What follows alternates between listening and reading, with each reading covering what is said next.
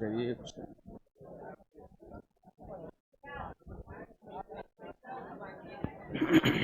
Good evening सभी को। Sound बढ़ाइए थोड़ा। क्या हाल है सभी का? बढ़िया।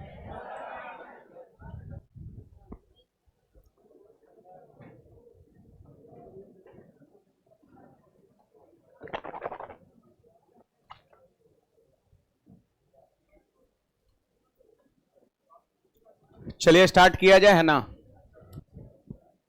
छोड़ दीजिए गेट को ओपन, छोड़ दीजिए, अब नहीं चमकता है बाहर से, कोई दिक्कत नहीं है, पूरा खोल दीजिए।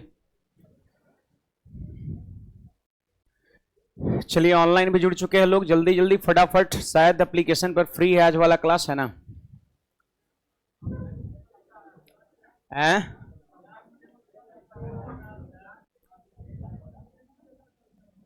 पिछला दिन आप सब लोग उपस्थित थे ना। चलिए तब तो कोई दिक्कत परेशानी नहीं होनी चाहिए, उम्मीद तो।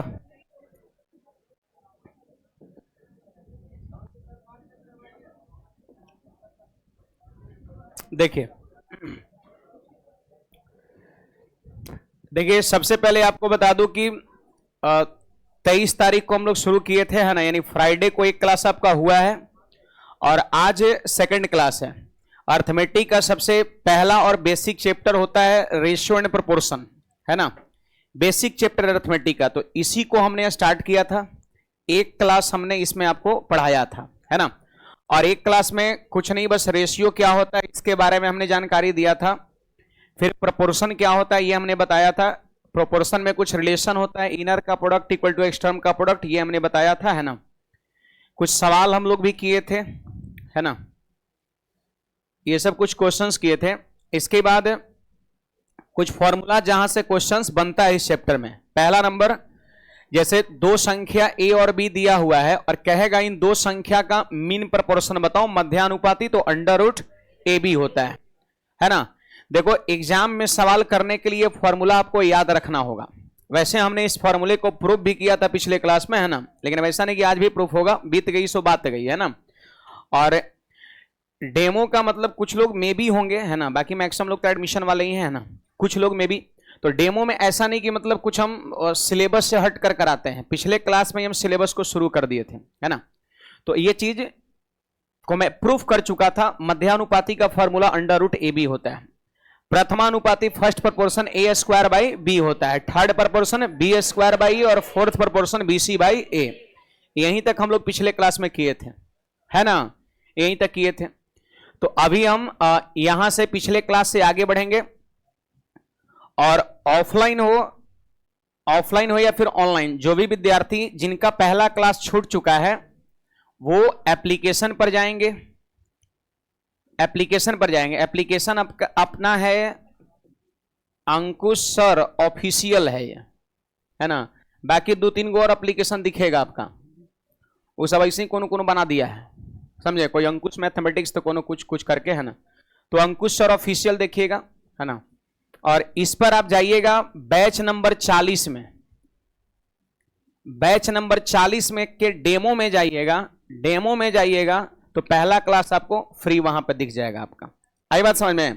खास करके आप लोग को बता रहा है जिनका पीछे वाला क्लास छूट गया तो एप्लीकेशन पर लॉगिन करके जाइएगा बैच नंबर 40 में, जो कि सबसे लेटेस्ट है, उसका डेमो वाले पोर्शन में जाइएगा तो आपको क्लास वो मिल जाएगा। आज वाला क्लास भी एप्लीकेशन पर फ्री आपका है, ठीक ना। आइए आगे बढ़ते हैं, पिछले क्लास से आगे यहां तक किए थे। जो भी पिछले पहला दिन एब्सेंट थे जरूर देख के आइएगा कल के क्लास में, छोड़ना नहीं है। देखो अगला हमारा ए और बी, यहां पर दो संख्या दिया हुआ है, क्वेश्चन नहीं है जी, क्वेश्चन नहीं है। ए और बी दो संख्या है और कह रहा है कि इसका समानुपात बताओ। समानुपात का मतलब हो गया समान अनुपात, है ना, समान अनुपात, है ना। यानी जो यहां पर है बस वही चीज यहां पर क्या करना है, लिख देना है।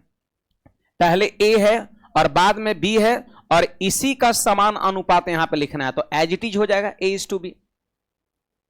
नहीं, ए और बी के बीच अनुपात कह रहा था, ए को पहले लिख देंगे और बी को कहां लिख देंगे, पीछे लिख देंगे। समानुपात का मतलब क्या होता है, समान अनुपात। दो संख्या देके और कह दिया समान अनुपात बताओ, तो इसको ज्यों का त्यों यहां पर क्या करना है, लिख देना है। क्लियर है बात, है ना। चलिए बढ़े आगे, छापते जाइएगा, ये सब छोटी छोटी बातें हैं। इतना लेट से क्यों आए आप? बैठिए बैठिए बैठिए, छाप लिए, छोटी सी बात है ये सब, है ना। हाँ एक्टिव रहिए जी। एकरा लिखे में कई अक्षर का ही है।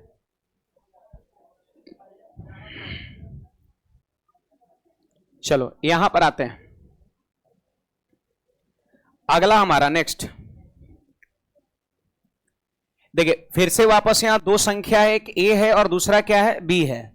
और यहां पे कह रहा है ए और बी का व्युत्क्रमानुपाती। व्युत्क्रमानुपाती का मतलब हो गया इनवर्स रेशियो। वहां था समानुपाती और यहां है व्युत्क्रमानुपाती। व्युत्क्रमानुपाती का मतलब होता है उल्टा अनुपात, है ना।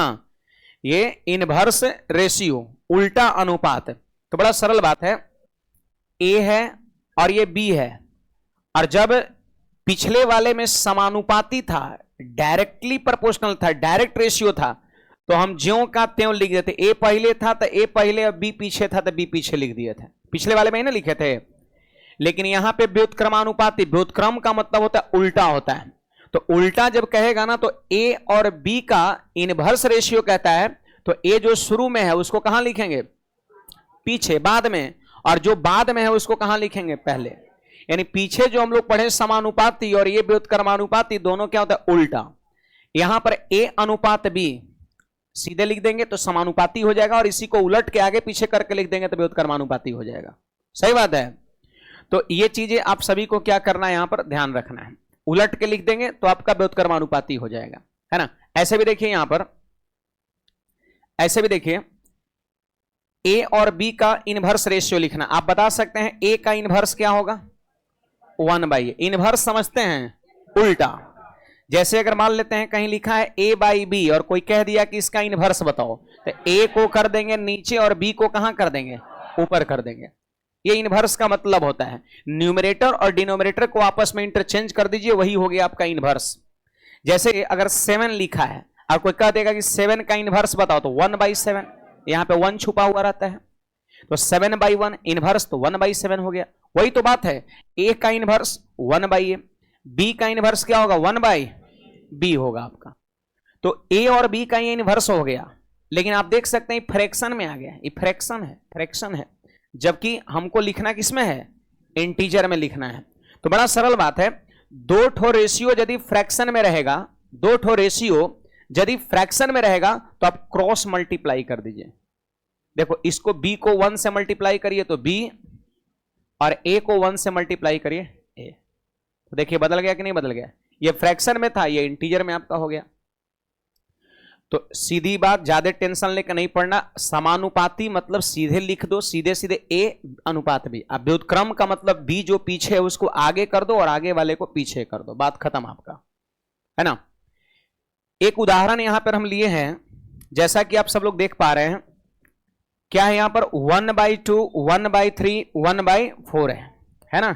ये आपका एक उदाहरण हम लिए हैं, 1/2, 1/3, 1/4 है, भिन्न में है। किसमें है, भिन्न में। और हमको लिखना है इंटीजर में।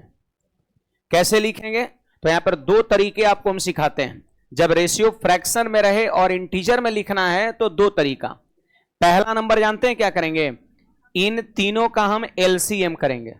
क्या करेंगे, इन तीनों का एलसीएम। तो क्या आप यहां पर 2, 3 और 4 का एलसीएम बता सकते हैं, 12 होगा आपका, है ना। इन तीनों का हम करेंगे एलसीएम, कितना होगा भाई, 12। और ये 12 से जो एलसीएम आएगा उससे मल्टीप्लाई हम यहां भी कर देंगे, यहां भी कर देंगे और यहां भी कर देंगे।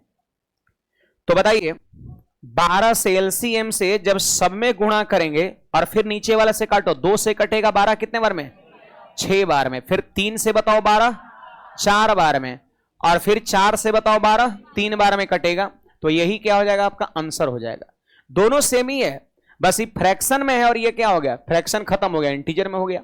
तो रेशियो कभी फ्रैक्शन में हो और इंटीजर में बदलना हो तो पहला तरीका क्या है कि आप एलसीएम करो नीचे वाले का, और फिर सब में क्या करिए, गुणा करके अब इसे काट दीजिए, 2 से 6 बार में, 3 से 4 बार, 4 से 3 बार में। पहला तरीका। एक और तरीके आपको बताते हैं, जरा आप ध्यान दीजिएगा। इसको हम कहते हैं, ई हो गया एलसीएम मेथड हो गया। कौन सा मेथड हो गया ये? हाँ,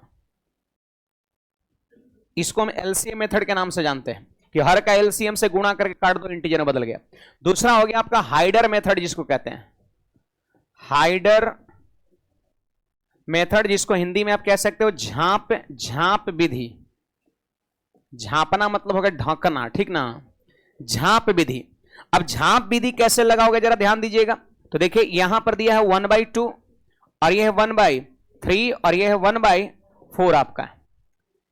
रेशियो फ्रैक्शन में और इंटीजर में हमें क्या करना है? चेंज करना है। तो एक तो एलसीएम मेथड से हो जाएगा, दूसरा नंबर हाइडर मेथड बोले तो झांप विधि। देखो कैसे करना है, हर को नीचे वाले पोर्शन को झांपना है। तो यहां 2 को झांप दिए और बाकी गुणा करिए। देखिए इसके प्रोसेस को सीखिए, 4 और गुणा 3 और गुणा 1 कितना हो गया? 4 गुणा 3 गुणा 1 12 हो जाएगा। यहां पे आप लिख दो ऐसे, है ना। फिर सुनिए, यहां 3 को हम झांपेंगे और बाकी गुणा कर, देखिए 2 गुणा 4 कितना? 8 और अंश को गुणा करेंगे गुणा 1 तो 8 ही हो जाएगा यहां पर।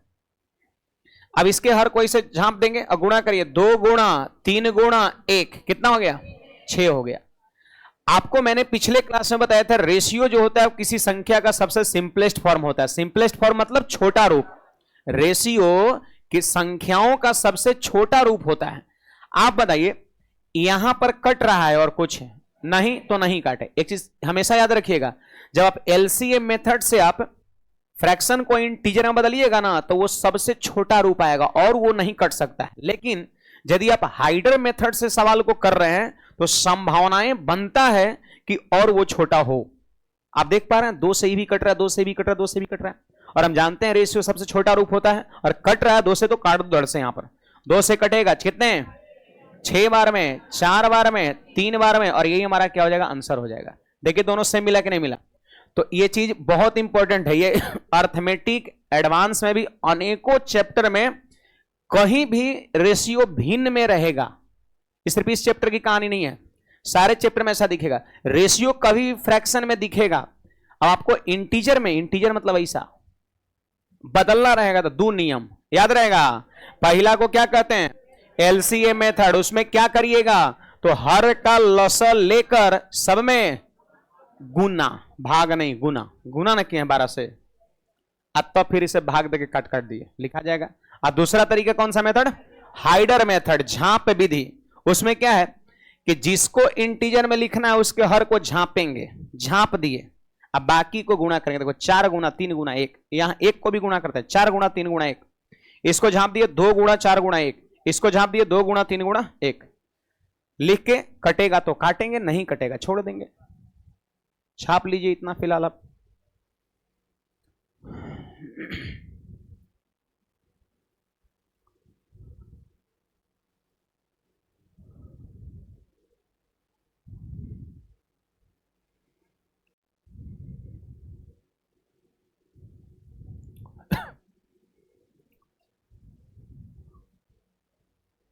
चलिए भाई, ऑनलाइन वाले विद्यार्थी कोई समस्या है बोलिएगा। आप लोग अपनी कहानी मत लिखो, है ना, पढ़ाई पर ध्यान दीजिए। लिख रहा है तो शादी कब कीजिएगा सर? अंकुश सर 2024 हो गया, बताइए ना।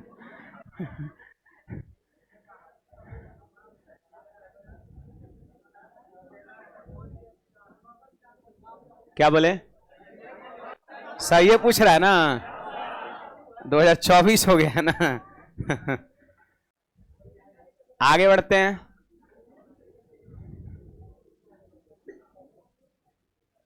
और इसमें कोई डाउट है बोलिएगा आप लोग। याद रहेगा ना, ये बड़ी काम का चीज है ये।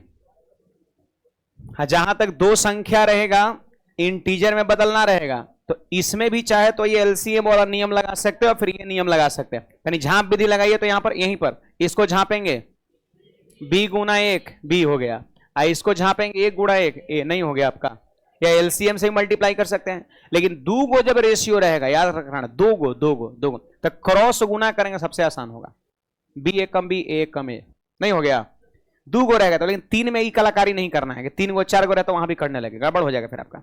हटा दें, चलिए सॉरी। अब देखिए एक और उदाहरण है यहां पर।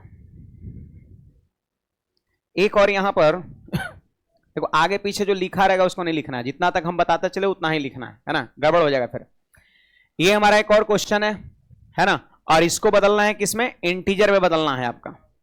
देखिए 2/3 है जी, और यहां पर 3/4 है, और यहां पर 1/5 है। 2/3:3/4:1/5 फ्रैक्शन में है ना, फ्रैक्शन में है, और क्या कहता है, इंटीजर में बदलिए। तो इंटीजर में बदलने का कितने तरीके आपके पास है, दो तरीका। पहला बोलिएगा एलसीएम मेथड, और दूसरा हाइडर मेथड। हाइडर मेथड अच्छा लगे तो नहीं, झांप विधि याद रखिएगा, झांप विधि, झांप झांप के ढक ढक के काम करना है, ठीक ना। सुनिए, तो झांपे विधि लगा देते हैं, है ना। देखो इसका रेशियो लिखना है पहले वाले का, तो इसके हर को इसे झांप देना है, इसको झांप देना है ना। तो मने में झांप सकते हैं, इसे हाथ उठाना जरूरी नहीं है, कष्ट होगा, है ना। हाँ, तो ऐसे भी कर सकते। देखो 5 और गुणा 4 20 और गुणा 2 ये भी मल्टीप्लाई होता है। इसके हर को झांपेंगे, लेकिन इसका हर इसके अंश को गुणा करेंगे। तो 5 गुणा 4 20 दूना 40 40 40।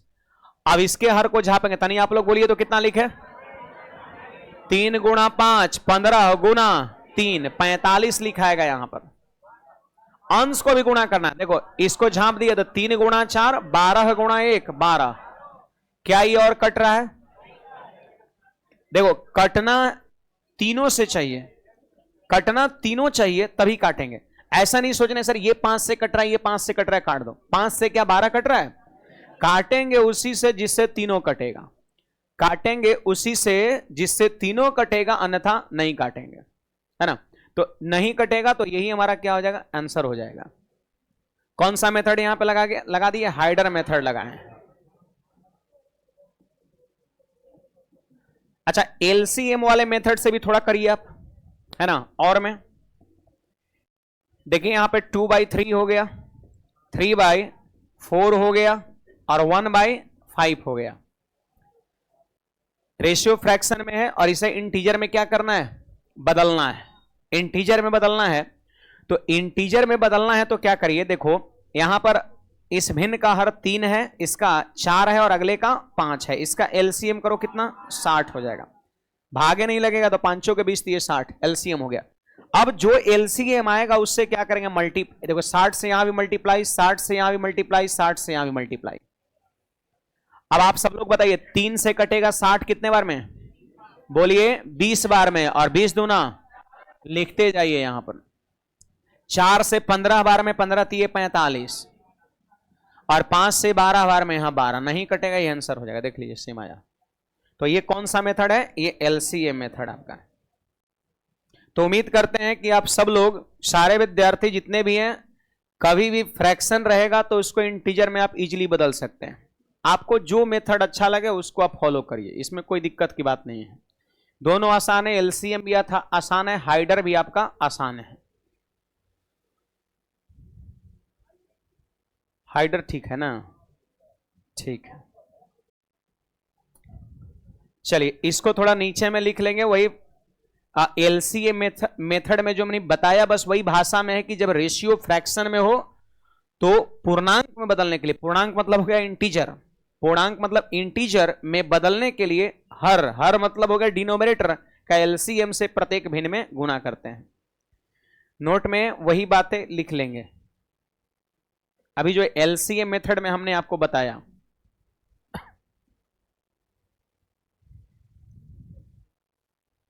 जब रेशियो फ्रैक्शन में हो तो इंटीजर में बदलने के लिए हर के एलसीएम से प्रत्येक भिन्न में गुणा करते हैं।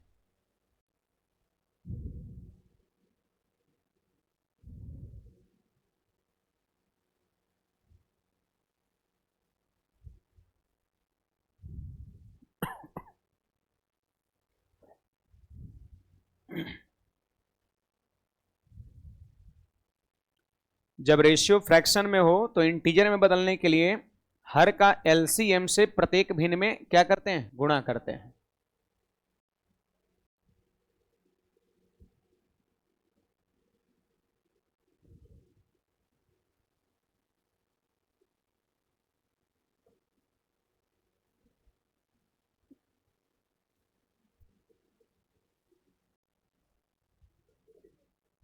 चलो आगे बढ़े। आइए, एक क्वेश्चन को थोड़ा यहां पहले नोट करिएगा। इस क्वेश्चन को थोड़ा यहां पर नोट करेंगे पहले, उसी से मिलता जुलता है।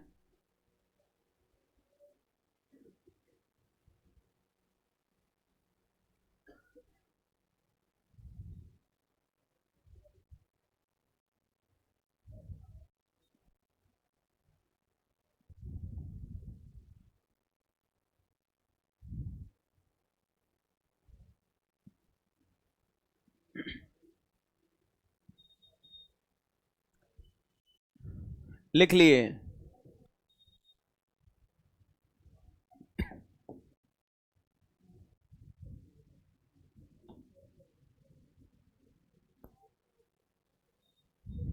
देखो, कहता है if 5a equal to 6b equal to 9c। देखिए यहां पर दे रखा 5a equal to 6b equal to 9c दिया है, और सवाल कहता है what is a is to what is the ratio between ABC. ABC के बीच का आपको रेशियो निकालना है। तो सीखिए, इतना ही सवाल पूछा जाता है एग्जाम में, इतना ही। ऐसे बीच में बराबर कैसे चिन्ह रहेगा? ए के साथ गुणा में कुछ कांस्टेंट रहेगा, बी के साथ गुणा में रहेगा, सी के साथ गुणा में, और कहेगा ए अनुपात बी अनुपात सी बताओ। तो देखिए हम यहां पर दो तरीके आपको बताते हैं, ठीक ना। सबसे पहले एक बेसिक पहले देखते हैं। सबसे पहले यहां पर बेसिक रूल्स देखते हैं, जरा ध्यान दीजिए। हमने क्या किया जानते हैं? ये तीनों आपस में बराबर है, तीनों को हमने के मान लिया। क्या मान लिया? तीनों को के।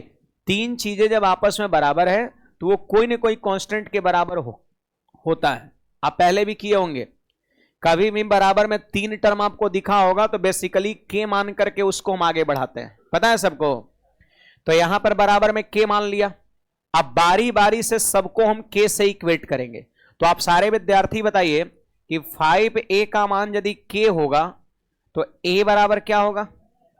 k बाई 5 नहीं होगा। इसको हम k से इक्वेट करेंगे तो a का मान क्या होगा? k, और ये जो 5 गुणा में है कहां आएगा? भाग में। फिर इसको आप इससे इक्वेट करो जरा, बोलिए 6b इक्वल टू k, तो b का मान k बाई 6, और इसको जब इससे इक्वेट करेंगे हम तो 9c इक्वल टू k, तो c का मान k बाई 9 हो जाएगा। यानी आप देख सकते हैं a की वैल्यू है और ये b की वैल्यू है और ये c की वैल्यू है। हमसे क्वेश्चन में क्या कह रहा है कि a is to b is to c बताइए कितना होगा। a is to b is to c पूछता है, तो a का जो वैल्यू है k बाई 5 लिख दो, b की जो वैल्यू है k बाई 6 लिख दिए, और c की जो वैल्यू है k बाई 9 उसको हम लिख दिए, है ना। आप देखिए k क्या होगा? कट जाएगा, है ना। तो नेक्स्ट टाइम से थोड़ा इसको और आप सॉर्ट कर सकते हैं। देखिए हमको a का मान लिखना है तो 5 गुणा में है ना, तो 5 आ जाएगा भाग में 1/5, यहीं पे डायरेक्ट लिख दो। b जो है गुणा में है, क्या है? 6 है, तो उसको 1/6, और c के साथ 9 गुणा में है 1/9 कर देंगे, ऐसा लिख सकते हैं। दूसरा नंबर एक और बात, एक बात बताइए, बटा में यहां एक छुपा है क्या? बटा में यहां एक छुपा है। देखो बटा में कुछ नहीं, मतलब एक वहां छुपा रहता है। तो देखिए ऐसे भी सोच सकते हैं, ऐसे भी सोच सकते हैं, बीच में बराबर का चिन्ह है और a का कोफिशिएंट 5/1 है। a का मान लिखना है, उलट के लिख दो 1/5। b का कोफिशिएंट 6/1 है तो 1/6 लिख दीजिए। c का कोफिशिएंट 9/1 है तो इसको 1/9 उलट के भी लिख सकते हैं, कोई दिक्कत की बात नहीं। कुछ ऐसे क्वेश्चन होगा जिसमें रहेगा 2/3a, 6/5b, 9/2c, ऐसे रहेगा और बोलेगा a is to b is to c बताओ। तो क्या करेंगे? 5/3 है ना, तो उलट के 3/5 लिख देंगे, हैं। 6/5 है ना, तो उलट के 5/6 लिख देंगे। देखो ये तो बेसिक बातें हो गई कि बराबर में के माने, इसे बोर्ड के एग्जाम में इसे हम लोग बनाते थे, लेकिन बस जानकारी के लिए बता रहे, ऐसा मैं नहीं करो कि एग्जाम हॉल में ये तरीके आप लगाओ, नहीं लगाना है। जानकारी के लिए आप उस चीज को डायरेक्ट सॉर्ट कर सकते हो उलट करके। यहां पर आप बताइए ये रेशियो किस में बन गया? फ्रैक्शन में नहीं बना, फ्रैक्शन में, फ्रैक्शन में। तो अब इसको देखना, सारे ऑप्शन इंटीजर में है। अब रेशियो जब फ्रैक्शन में है और इंटीजर में बदलना है तो हर का एलसीएम से सब में क्या करेंगे? गुणा कर देंगे, और नहीं तो झांप विधि लगा देंगे, जैसी आपकी मर्जी, है ना।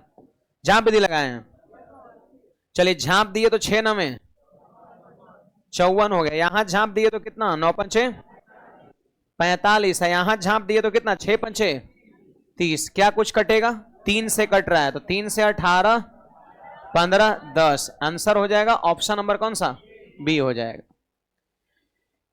तो इसको आप नोट करिए, है ना। एक हमारा ये तरीके होगा, लेकिन हो सके तो इस तरीके से आप बचिए एग्जाम में, है ना। ये बस जानकारी के लिए हम बताए हैं, इसका यूज नहीं करना है। हम अभी जो एक और तरीके बताएंगे ना, इसका प्रयोग करना है एग्जाम में। अभी जो हम बताएंगे इसके बाद रूल, ये वाला एग्जाम में आपको यूज करना है, क्योंकि समय बहुत कम होता है और सवाल करना होता है, तो एक प्रॉपर मेथड होना चाहिए।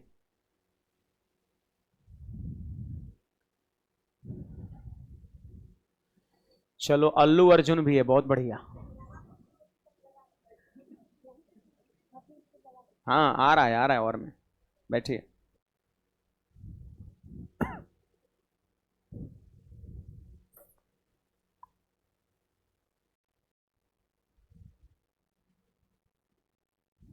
इसमें कुछ पूछना चाहते हैं, कोई कुछ कहना चाहते हैं जो हमने बताया, आप बोल सकते हैं।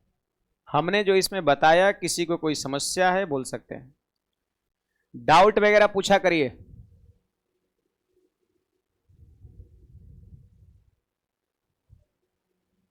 सोनू का कहना है कि सर 2024 में हमें शादी करना था, है ना। आपकी वजह से हम अपने ईयर को बढ़ा दिया, हम करेंगे 2025 में।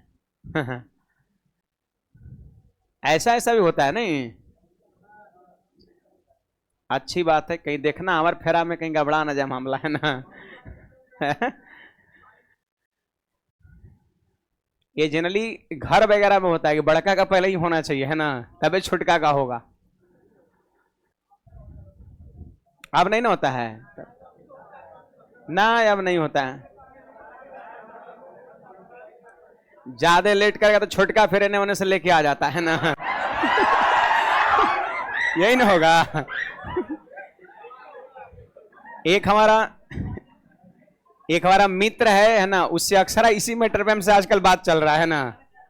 उसके जो बड़े भाई हैं उनका लगभग उम्र 40 साल के आसपास में हो गया है ना। अभी जो है ब्याह शादी वो कर नहीं रहे हैं, लगभग 35-40 के आसपास में, है ना। और बार बार जो है सीजीएल में थोड़ा थोड़ा मार्क्स से जो है वो छट जा रहा है, किसी न किसी थोड़ा सा 0 पॉइंट समथिंग से ऐसे छट जा रहा है 3-4 बार से, है ना।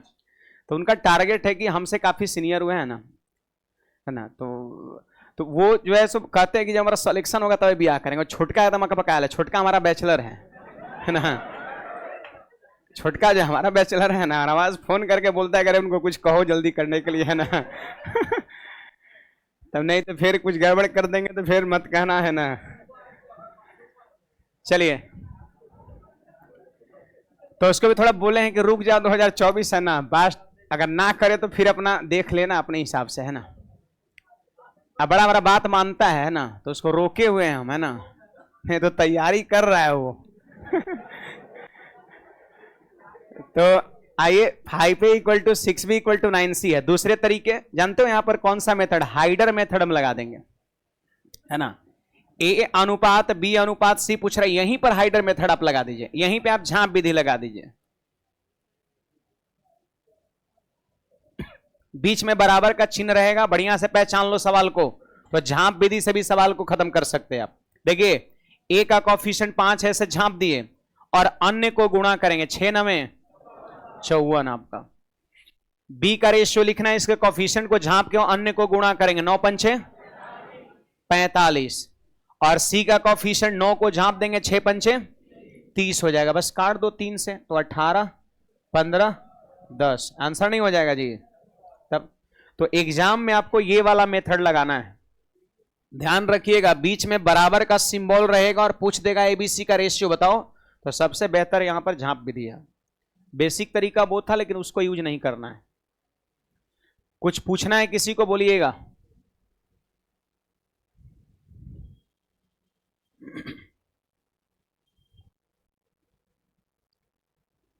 चलिए हमारा नेक्स्ट फॉर्मूला, आगे बढ़ते हैं। अभी हम लोग आखिरी में को फॉर्मूला कौन सा किए थे, इनवर्स रेशियो किए थे, नहीं इनवर्स रेशियो। कुल मिला के 4 इधर और 2, 6 फॉर्मूला हम लोग किए, नहीं किए। पहला वाले में 4, पहला नंबर मध्यानुपाती mean proportion, first proportion, third proportion, fourth proportion, और फिर ये समानुपाती वाला एक, और दूसरा अभी व्युत्क्रमानुपाती वाला इनवर्स रेशियो वाला। देखिए इस पे भी सवाल दिखेगा आपको। ये फॉर्मूला है, ए और बी दो संख्या है, दो संख्या है ए और बी। सवाल में ए और बी के जगह पर कुछ कुछ मान दे देगा, 10, 5, 5, 20 कुछ भी दे देगा आपका ए और बी के जगह पर, और कहेगा कि बताओ इसका वर्गानुपात क्या है। वर्गानुपात बोले तो duplicate ratio, duplicate ratio Hindi वाला नाम से पता चल रहा है। वर्गानुपात इसका मतलब वर्ग का अनुपात नहीं, वर्ग समझते हैं ना, स्क्वायर वर्ग, स्क्वायर वर्ग, तो वर्गानुपात मतलब वर्ग का अनुपात। तो आप ए का वर्ग करो तो ए स्क्वायर, और बी का वर्ग करो तो आप बी स्क्वायर, है ना। यानी वर्गानुपात या डुप्लीकेट रेशियो कहेगा तो आप सीधे स्क्वायर करके रेशियो लिख दीजिएगा। जैसे मान लेते हैं एक दिया है 5:4 दिया है, और क्वेश्चंस में कह दिया कि आप यहां पे डुप्लीकेट रेशियो बताओ कितना होगा। डुप्लीकेट रेशियो बताइए, तो डुप्लीकेट रेशियो मतलब वर्गानुपात, वर्ग करके अनुपात बना लेते हैं। तो बोलिए 5 का वर्ग 25 और 4 का वर्ग, तो ये आंसर हो जाएगा आपका। नहीं, वर्गानुपात कहेगा तो बस ए स्क्वायर अनुपात बी स्क्वायर आपका हो जाएगा। तो जल्दी से छापिए इसको।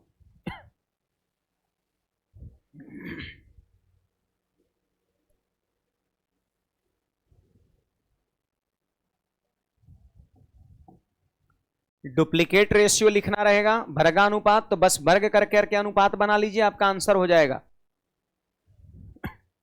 ये अगला हमारा फॉर्मूला है, उससे आगे वाला।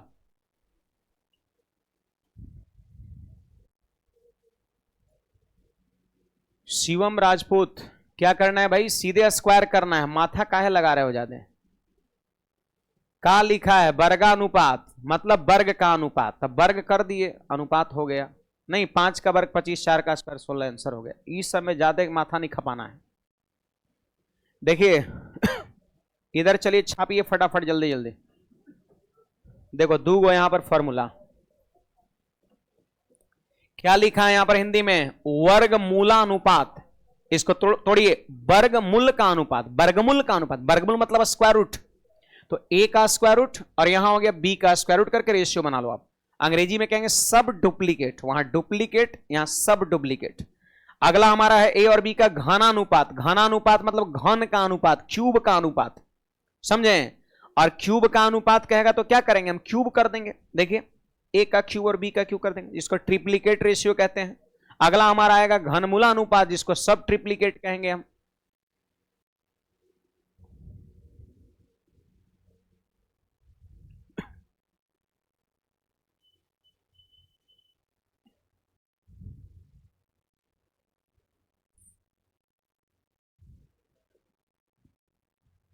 इस समझ में आ रहा सवाल में कैसे रहेगा क्वेश्चन? क्वेश्चन ये रहेगा कि 36 रहेगा और यहां पर 25 रहेगा, और कहेगा सब डुप्लीकेट रेशियो बताओ, है ना। 36 अनुपात 25 रहेगा और कहेगा वर्गमूलानुपात बताओ। वर्गमूलानुपात यानी वर्गमूल करके अनुपात लिख देना है। ए का वर्गमूल किए, बी का वर्गमूल, बोलिए 36 का वर्गमूल, 36 का वर्गमूल 6 होगा और 25 का वर्गमूल 5, तो यही बस आपका आंसर हो जाएगा, है ना। ये सब क्वेश्चन कभी कभी देखने को ऐसा मिलता है। हम लोग जीरो लेवल से टॉप लेवल तक जितनी बातें पूछेगा सब हम लोग देखेंगे। ये अगला लिख लिए, घनानुपात मतलब हो गया घन का अनुपात। देखो ए का क्यूब और बी का क्यूब हो गया। अगर यहां 5 रहेगा और यहां 4 रहेगा और घनानुपात कहेगा तो 5 का क्यूब 125 और 4 का क्यूब 64, 125 अनुपात 64 हो जाएगा। बड़े आगे,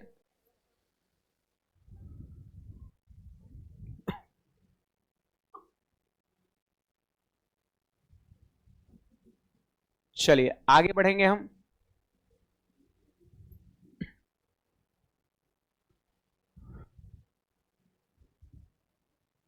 चलो ऊपर वाला पहले लिखिए, यहां पर ऊपर वाला ये क्या है, ए और बी का घन मूलानुपात, वही था वर्ग, वर्गमूल घन, घनमूल, घनमूलानुपात सब ट्रिप्लीकेट रेशियो। तो क्या करना है, ए का घनमूल करना है क्यूब रूट और बी का घनमूल करके रेशियो लिख लेना है। जैसे एग्जाम्पल में कैसे रहेगा, तो कहेगा 8 और यहां पे दे देगा 125, है ना। और क्वेश्चंस कहेगा का सब ट्रिप्लिकेट रेशियो कितना होगा? सब ट्रिप्लिकेट रेशियो कहता है यानी घनमूलानुपात। घनमूल आप बता सकते हो 8 का घनमूल कितना होगा? 2 हो जाएगा, और 125 का घनमूल 5 हो जाएगा। ये सब छोटा छोटा संख्या है, आता है घनमूल। 2 का क्यूब 8, 8 का क्यूब रूट 2 हो गया, 125 का क्यूब रूट 5 हो जाएगा आपका।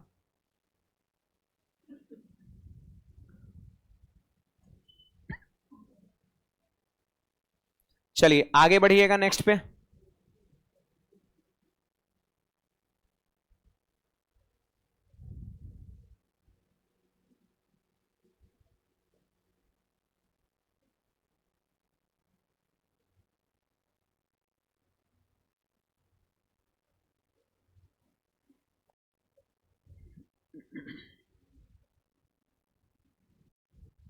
बढ़े, देखिए नेक्स्ट यहां पर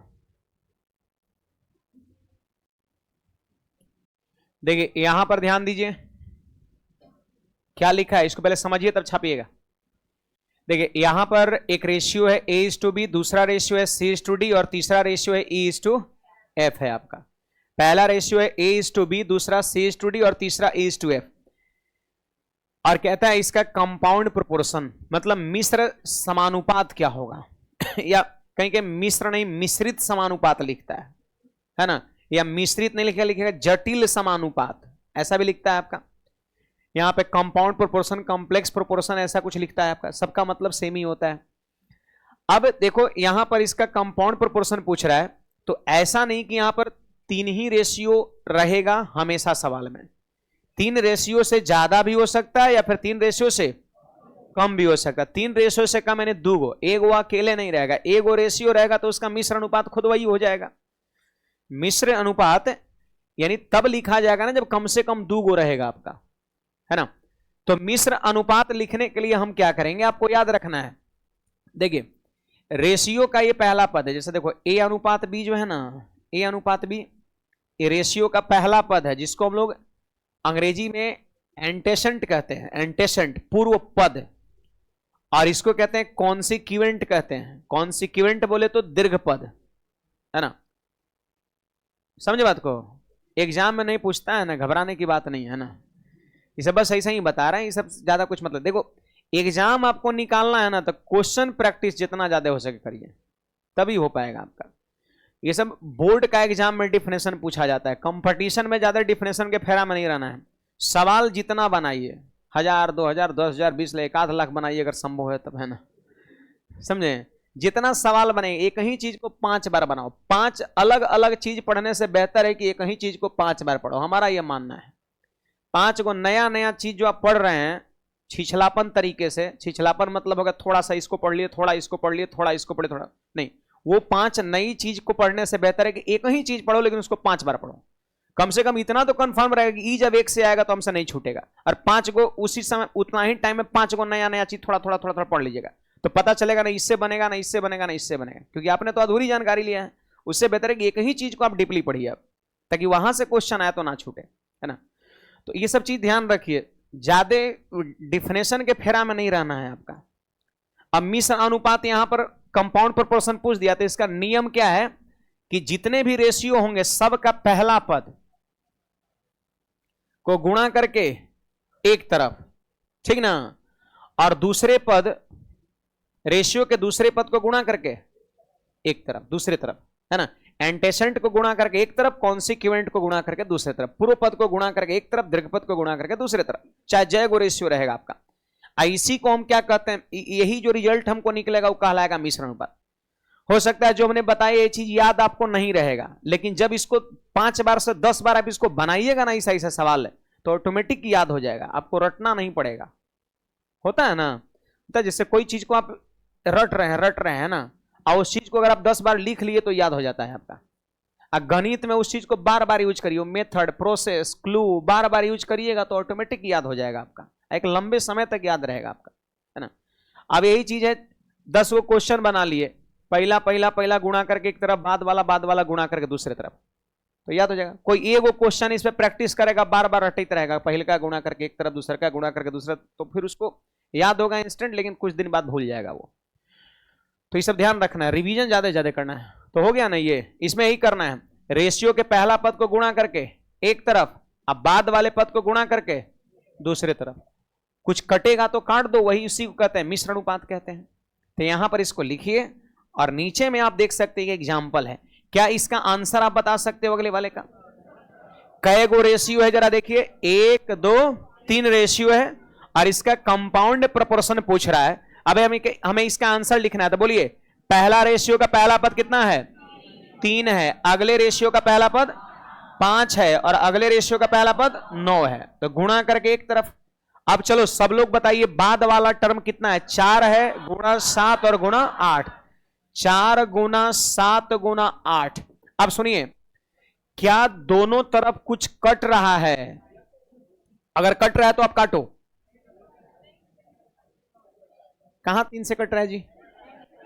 3 से इधर कट रहा है, बट 3 से इधर कोई नंबर कट रहा है? कुछ नहीं कट रहा है, दोनों तरफ कोई नहीं कट रहा है। तो जब नहीं कट रहा है तो मल्टीप्लाई कर दो। 9 पंचे 45 गुणा 3 135, और 8 सते 56 का 4 गुणा कितना? 224। यही आंसर हो जाएगा। जब कटा ही नहीं तो फिर वही आंसर हो जाएगा। अब कटेगा तो हम काट लेंगे। छापिए, कुछ पूछना चाहते हैं, कहना चाहते हैं तो बोलिएगा। डाउट हो जरूर पूछा करिए।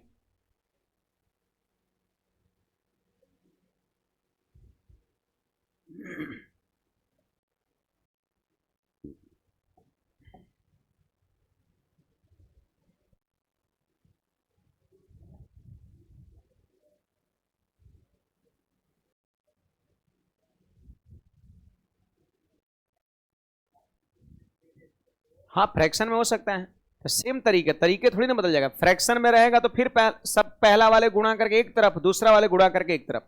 अगर मान लेते हैं यहाँ फ्रैक्शन में आ रहा है तो फिर उसके बाद इंटीजर में उसको बदल देंगे। ऑप्शन ज्यादातर आपको इंटीजर में ही देखने को मिलेगा, फ्रैक्शन में बहुत कम ऑप्शंस होंगे। तो ऑप्शन मिलाना है तो इंटीजर में बदलना पड़ेगा आपको। ठीक है बड़े जी, एक क्वेश्चन यहां पर, इसको पहले आप लिखिएगा, प्रश्न है ये प्रश्न को आप नोट करेंगे। ये दिया है यहां पर 3 ठो रेशियो है और 2 गो क्वेश्चन है। पहला क्वेश्चन है मिश्र समानुपात ज्ञात करें, और दूसरा है दिए गए रेशियो के इनवर्स रेशियो का मिश्र समानुपात ज्ञात करें।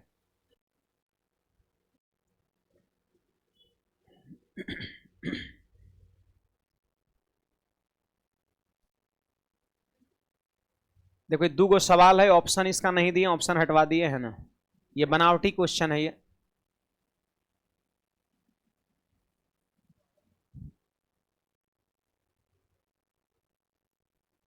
कुछ क्वेश्चन बनावटी भी आपको देखने को मिलेगा है ना, और बाकी जो है प्रीवियस ईयर के क्वेश्चंस होते हैं।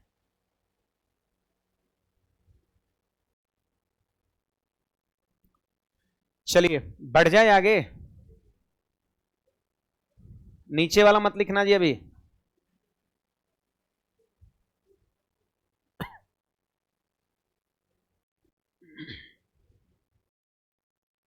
सुनिए सुनिए, अब हो गया। एक हमारा रेशियो दिया है x:y(z), दूसरा दे रखा है y:z(x), और तीसरा दिया है z:xy। याद है ना जी, इसको पढ़ते हैं इज टू, भुला गए क्या? Is to. प्रपोर्शन को पढ़ते हैं एज। हाँ, x:y(z), y:z(x), z:xy। 3 ठो रेशियो दिया है और आपसे कहता है मिश्र समानुपात बताओ, कंपाउंड प्रोपोर्शन। तो इसका तो बड़ा सरल तरीके से आप आंसर कर सकते हैं, है ना। देखिए पहला का आंसर यहीं पे हम कर दे रहे हैं ऐसे। मिश्र समानुपात कहता है, देखो रेशियो के पहला टर्म, सारे रेशियो के पहला टर्म को गुणा करके एक तरफ, तो यहां लिखेंगे हम ऐसे x into y into z अनुपात रेशियो के बाद वाले टर्म को गुणा करके दूसरे तरफ। बोलिए तो सब लोग, बाद वाला टर्म कौन कौन है? वाई जेड, जेड एक्स और एक्स वाई। ये गुणा का चिन्ह है बीच में, डॉट गुणा है ये। अब दोनों तरफ यदि संभव है तो आप काटिए। देखिए मैंने आपको अक्सर बताया है, पिछले क्लास में बताया है कि रेशियो जो होता है वो संख्या का सबसे छोटा रूप होता है। तो इधर और इधर अगर कुछ कट रहा है तो आप जरूर काटो। कट रहा है ना यहां पर, देखिए इधर x तो इधर भी x, इधर y इधर भी y, इधर z इधर भी z। इधर क्या बचा? कुछ नहीं, मतलब एक बचा यहां पर, एक। यहां क्या बचा? x y z, x y z। तो ये पहला क्वेश्चन का आंसर हो गया आपका, ये पहला का आंसर हो गया। अच्छा एक बात बताओ, सेकंड क्वेश्चन का आंसर करना है, थोड़ा बारीकी से इस चीज को पढ़िए कि सेकंड क्वेश्चन कहता क्या है। कहता है दिए गए रेशियो के, रेशियो जो दिया है, दिए गए रेशियो के इनवर्स रेशियो, इनवर्स का मतलब क्या होता है? उल्टा। अगर आपसे मैं पूछूं कि x इज टू yz का इनवर्स क्या होगा, तो yz जाएगा पहले और x जाएगा पीछे, नहीं हो जाएगा। इनवर्स मतलब आगे वाले को पीछे कर दो, पीछे वाले को आगे कर दो, हो गया इनवर्स। तो इसका इनवर्स, इसका इनवर्स, इसका इनवर्स, है ना। दिए गए रेशियो का इनवर्स रेशियो का मिश्र समानुपात ज्ञात करें। तो एक बात बताइए, जब रेशियो इसे सीधा है तब मिश्र अनुपात आया 1:xyz। यहां पे क्या है? रेशियो उलट गया है, तब आंसर क्या आएगा? तो आपको ना लग रहा है कि यही आंसर को सर उलट के लिख दीजिए ना, आपके माथा में बात आ रहा है ये? अरे इसी का उल्टा का रेशियो लिखना है, तो आप काहे के लिए उल्टा करिएगा, तामझाम करिएगा। आप यही वाले आंसर को यदि उलट देते हो तो वही मतलब हो गया, सही बात है। तो जो आंसर यहां पर सीधा से मिला है उसी को उलट देते हैं तो इसके इनवर्स का ही रेशियो बन जाएगा ये। क्यों जी? इसका उल्टा होगा ये, इसका इनवर्स होगा ये। जो यहां से आंसर मिला उसको उलट दो, आंसर हो गया आपका। कुछ कहना चाहते हैं बोलिएगा, नहीं बुझाया तो।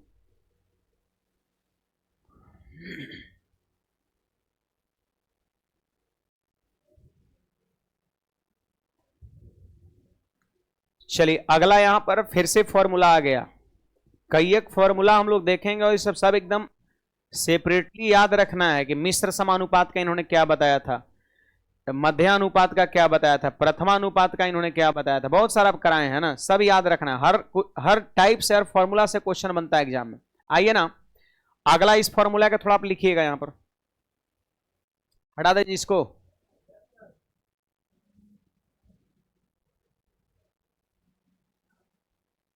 इस फॉर्मूला को आप सब लोग जरूर लिखिएगा।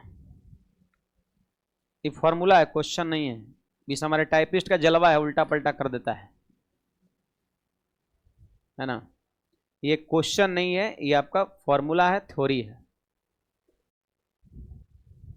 रेलवे के एग्जाम में इस पर खूब क्वेश्चन पूछा गया, ये वाले पर, सक्सेसिव प्रोपोर्शन या फिर कंटिन्यूड।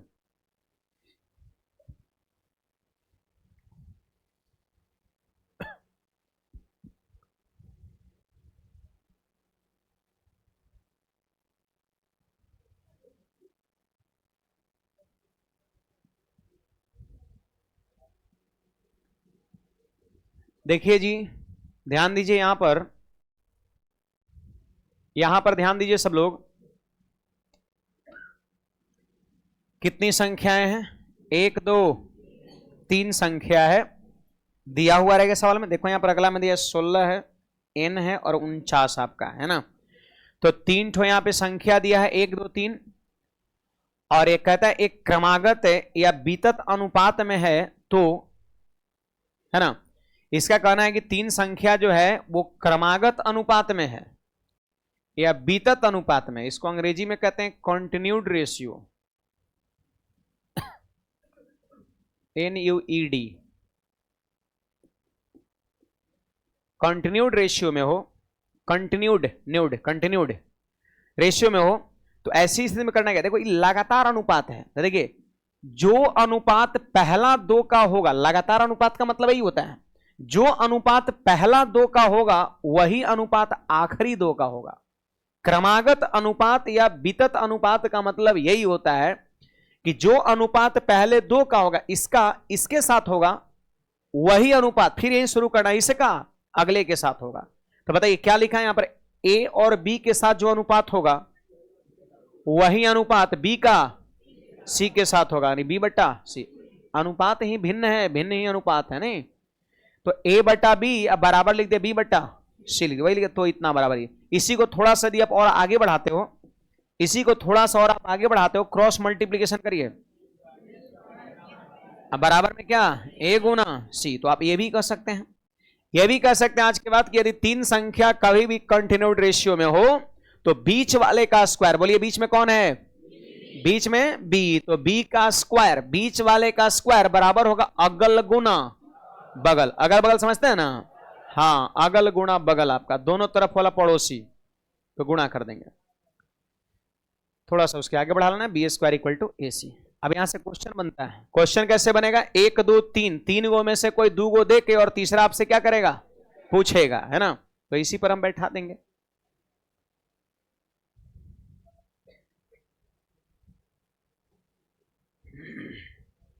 श्रीकांत भाई बिल्कुल कमेंट आता है, पूछ रहा है कि होली का छुट्टी कब से होगा, है ना, अब यही सब पढ़ते रहे कमेंट, है ना।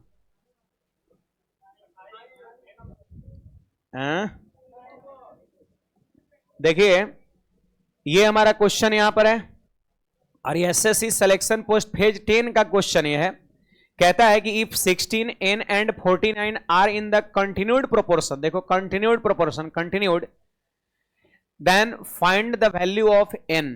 आपको पता है 1 2 3, ये तीन संख्या जब कंटिन्यूड प्रोपोर्शन में हो, वितत समानुपात में हो, तो बताइए अभी क्या बताए, बीच वाले का स्क्वायर, अभी बताएं क्या, बीच वाले का स्क्वायर बराबर होता है अगल गुणा बगल, तो हो जाएगा 16 गुणा 49। आप बताओ n का मान पूछता है, तो स्क्वायर जो उधर किस में जाएगा, स्क्वायर रूट में, तो क्या हो जाएगा यहाँ पे 16 गुणा में 49। आप सब लोग बताओ 16 का वर्गमूल 4 और 49 का वर्गमूल 7, आंसर सच हो गए 28, ऑप्शन नंबर ए हो जाएगा आपका। क्वेश्चन को भी नोट कर लेंगे, नहीं ये जो थ्योरी में हम क्वेश्चन जो लिखाएंगे कुछ कुछ है ना, ये सब लिख लीजिएगा, बाकी मटेरियल में पीडीएफ में जो भी ये क्वेश्चन रहेगा इससे अलग रहेगा, ये इस टाइप का क्वेश्चन होगा, लेकिन यहाँ पे सब डाटा वहां पे क्या रहेगा, बदला रहेगा, ये अलग है वो अलग रहेगा आपका। तो थ्योरी में जो बहुत कम क्वेश्चन होता है, बहुत ज्यादा नहीं होता है, तो इस चीज को यहाँ पे लिखते चलेंगे। इसमें कुछ पूछना है किसी को,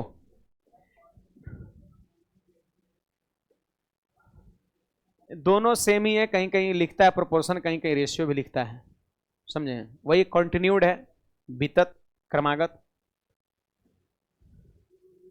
चलिए यहां पर देखिएगा, बोलो इसका आंसर आ जाएगा, देखो एनटीपीसी 2016 में पूछा है, 2016 में एनटीपीसी का प्री एग्जाम हुआ था आपका, है ना, तो बताइए यहां पे 14 x और 56 एक क्रमागत अनुपात में है, तो कह रहे x का मान कितना होगा, समझे, तो बताइए नियम क्या है कि बीच वाले का स्क्वायर बराबर अगल गुना बगल हो गया, तो बोलिए x स्क्वायर बराबर 14 गुना 56 हो जाएगा क्या, तो x का मान क्या होगा, अंडर रूट 14 गुना 56 को बोलो 14 गुना 4 लिखेंगे, क्या दिक्कत है, 14 चौके 56 होता है ना, क्यों लिख रहे हैं, क्यों लिख रहे हैं, तो हम देखें कि एक 14 यहां पर है, अगर इसमें से एक और 14 निकाल लेंगे तो 2 14 का वर्गमूल जब करेंगे तो 1 14 बाहर निकलेगा। अब बोलिए 2 14 का वर्गमूल करेंगे तो 1 14 बाहर निकलेगा, और बोलिए 4 का वर्गमूल 2, तो 14 दूना, इसका भी आंसर 28 ही हो गया। ये सब इत्तेफाक है कि उसका भी आंसर और इसका भी आंसर दोनों सेम ही हो गया आपका। ये सब कभी कभी होता है। कुछ पूछना चाहते हैं बोलिएगा।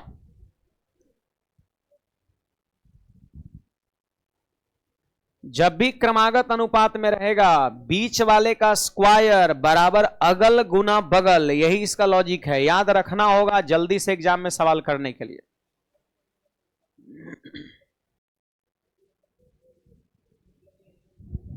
चलिए तो फिलहाल जो है आपको क्या करके आना है अगले क्लास में, जितना हम पीछे फॉर्मूला बताए हैं फिलहाल, है ना, उन सारे लगभग हमारे ख्याल से 15 के आसपास में गया होगा आपका, छोटका से बड़का तक सब, वो सब याद करके आप सब लोग कल के क्लास में आइए, समझें, और याद करके आइए, एकदम जरूरी है। और जो लोग पिछला क्लास में एब्सेंट थे वो क्या करेंगे, एप्लीकेशन पर देख लेंगे। बाकी इधर से गर्ल्स लोग पहले निकलती है, इधर से आप लोग निकल सकते हैं। चलिए जल्दी से बढ़िएगा, और कौन नया मित्र होगा उसको पकड़ के लेते आना है। किसी को रीजनिंग का क्लास पढ़ना है जस्ट हमारे ऊपर चले जाइए, किसी को रीजनिंग पढ़ना है, नया शुरू हुआ है पिछला ही दिन, जस्ट हमारे ऊपर चले जाइए, सामने वाले आगे वाले सीढ़ी से। जहां पे हम लोग क्लास कर रहे हैं जस्ट ऊपर वाले फ्लोर पे आपका रीजनिंग का, वहीं पे चलते विजय सर द्वारा पढ़ाया जाएगा।